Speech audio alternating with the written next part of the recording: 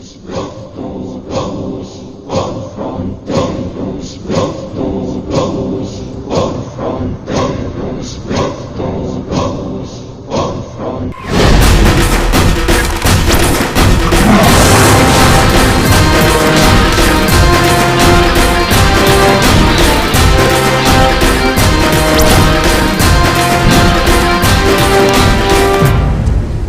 ठीक ना कैले तू।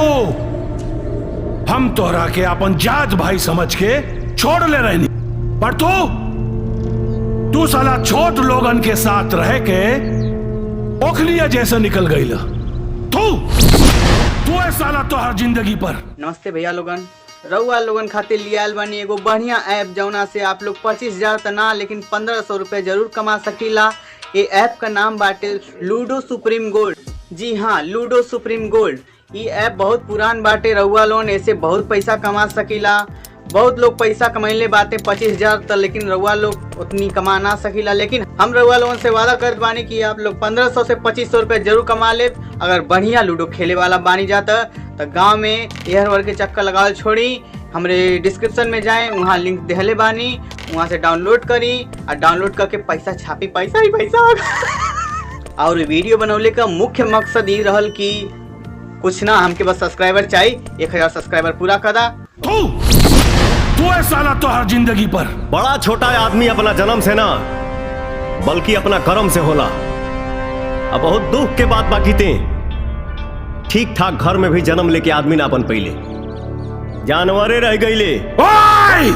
जादे गला मत फाड़, नहीं तो नीचे से टट्टी निकल जाई। ये सब सुनावे खातिर तो हमरा घर में आइल बारे। आज हमारा आदमी तोरा के इतना तोड़ी कि जिला के कोनो डॉक्टर जोड़ ना पाई।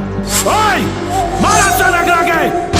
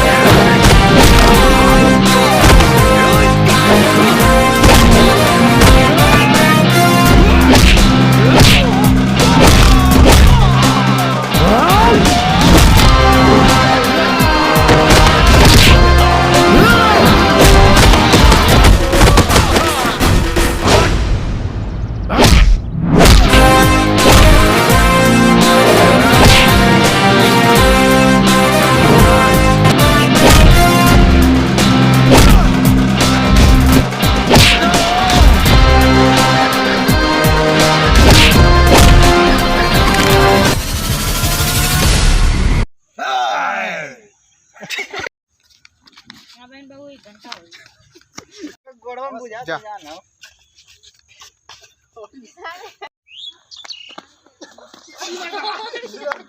जा।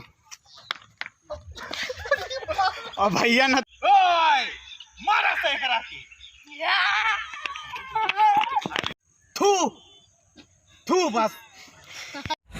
वीडियो को लाइक कीजिए, चैनल को सब्सक्राइब कीजिए और वीडियो को शेयर कर दीजिए हर जगह। भोजपुरी वीडियो है, यूपी बिहार ऐसा नहीं मुँह से आप शुरू खत्म। वीडियो को शेयर कीजिए, आग लगा दीजिए, पानी बहा दीजिए, धमाका कीजिए, गर्दा उड़ा दीजिए। अरे गर्दा होना चाहिए, चैनल पे लाइक चाहिए, 1,500 लाइक चाहिए, कमेंट करें, 6 मिलियन से कम व्यूज नहीं आना चाहिए।